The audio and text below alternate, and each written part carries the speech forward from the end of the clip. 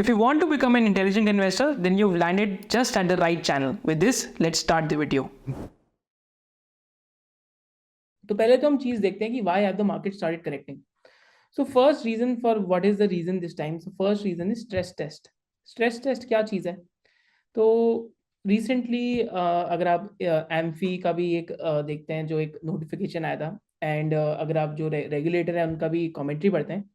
So the regulator and amphi think कि यार basically regulator हो गया, एम्फी हो गया, या फिर अगर आप आरबीआई की गवर्नर की जो आरबीआई का गवर्नर है उनकी भी कमेंट्री सुनेंगे तो तीनों की जो कमेंट्री है वो बहुत सेम है.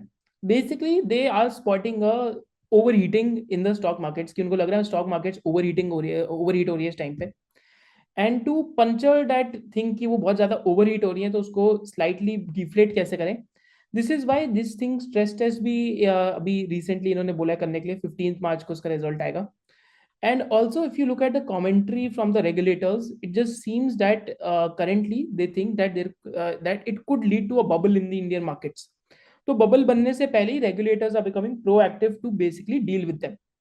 तो इसके दो कॉन्सिक्वेंसेज होंगे. तो इसके दो कॉन्सिक्वेंसेज आप समझ लीजिए. तो पहला कॉन्सिक्वेंस क्या आएगा कि पहला कॉन्सिक्वेंस तो ये होगा, देखो, if the regulators don't want a bubble to get created in the markets, so first consequence that will happen is that there will be near term correction. तो नियर टर्म करेक्शन जरूर होगी. पर इसका second consequence क्या है?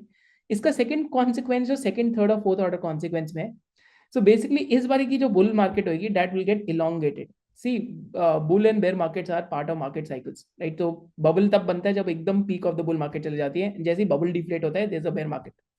So actually, whenever the regulators intervene with flow of capital, what happens is that it just leads to temporary halting of the situation. तो currently क्या हुआ है, रेगुलेटर ने मतलब जितनी भी म्यूचुअल फंड्स हैं उनको बोला स्ट्रेस टेस्ट करने के लिए.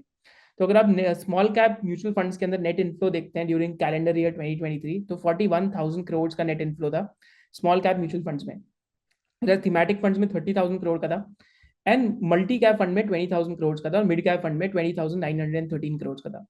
Whereas लार्ज कैप फंड से नेट आउटफ्लो था ऑलमोस्ट 3,000 करोड़ का, क्योंकि लार्ज कैप फंड्स में परफॉर्मेंस नहीं आ रही थी.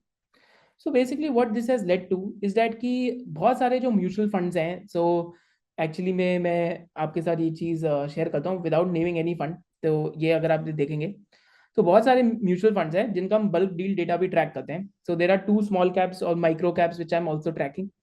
And over there we saw कि again this is the data of those companies. एक का मार्केट कैप 985 करोड़ का, एक का 1750 करोड़ का है. तो वहां पे हमने क्या देखा कि लास्ट 2 मंथ्स में म्यूचुअल फंड्स ने बल्क डील के थ्रू उन स्टॉक्स को खरीदा, राइट. पहला स्टॉक तो अगर आप लेंगे आज 441 के, तो म्यूचुअल फंड ने 720 रुपीज तक भी लिया, राइट. एंड अब हम देख रहे हैं कि same mutual fund last 2 days में बल्क डील में ओपन मार्केट में या तो सेलिंग कर रहे हैं या तो बल्क डील के अंदर सेलिंग कर दिए at a drawdown of 25 to 30%. Similarly second business का एग्जांपल लेता हूँ. तो इस बिजनेस में QIP भी हुई थी एंड इसका आई थिंक प्राइस पीक पे 2700 चला गया था. And now we are observing कि मतलब बल्क डील के अंदर नाम आ रहे हैं सेम म्यूचुअल फंड्स के जो QIP में पार्टिसिपेट कर रहे थे to sell them as well. And most of these mutual funds are small और मिड कैप फोकस्ड. तो first reason which is leading to this correction is that there is a pull out of liquidity which is happening because of stress test. तो stress test का क्या मतलब है कि more than, पहली चीज तो याद रखिए कि more than 80% of stocks in BSE small cap index have recorded negative returns in February 19. तो अगर इंडेक्स 11-12% टूटा है और आपके पोर्टफोलियो में अगर कोई स्मॉल और मिड कैप स्टॉक है जो 10-15-20% टूटा है, तो it is perfectly normal. Because अगर इंडेक्स इतना टूट गया तो आपके पोर्टफोलियो में होना it is very very normal कि अगर कोई एक स्मॉल कैप टूटा हो. So one of the reasons behind the fall is that SEBI is advisory to mutual funds seeking to safeguard investor interests and concerns about fraud building up in small and mid-cap mutual fund schemes.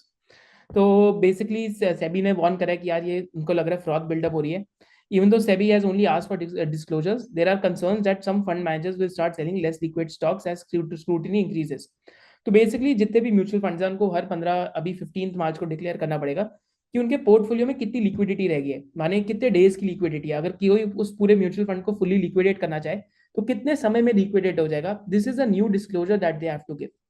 Now just imagine is that there are 50 mutual funds and out of which आपको 5 small cap mutual fund दिखते हैं जिनके portfolio की liquidity days 200 आते हैं, whereas बाकी mutual small cap mutual fund के portfolio liquidity days 30 to 40 days आते हैं. So what will happen in that scenario? Just imagine is that जिनका 200 का आ रहा है number, so what will happen? It leads to a competition till death in the mutual fund industry itself, because you will start seeing कि अच्छा दूसरी scheme का इतना, मेरी स्कीम का इतना क्यों है, because it is natural thought process. What happens with humans, it also happens in institutions, right? तो आप ट्राई करेंगे कि मैक्स टू मैक्स आपका लिक्विडिटी का जो लाइक नंबर ऑफ डेज है वो कम होते जाए. अगर ज्यादा है तो इसका मतलब पोर्टफोलियो लिक्विडेट करने में बहुत टाइम लग जाएगा, and it will spook the investors as well, क्योंकि सेबी ने बोला कि आपको ये डिस्क्लेमर डालना पड़ेगा, आपको ये डिस्क्लोजर देना पड़ेगा.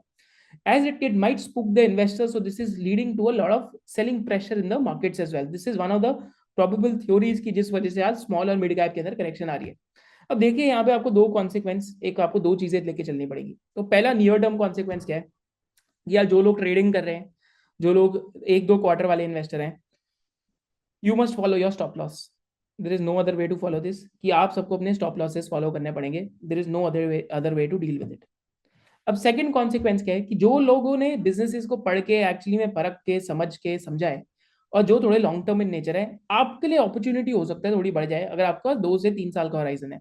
देखो लंबे समय की अभी इंडिया बुल मार्केट के अंदर है, आज भी हम इंडिया में बुल मार्केट में है, बट ये टेम्पररी जो करेक्शन है, ये करेक्शन बड़ी स्विफ्ट और फिरोशियस होगी, और हो सकता है कि 2-3 महीने के लिए ये स्मॉल और मिड कैप इंडिसेस ही साइडवेज जाने लग जाए एक बार गिरने के बाद.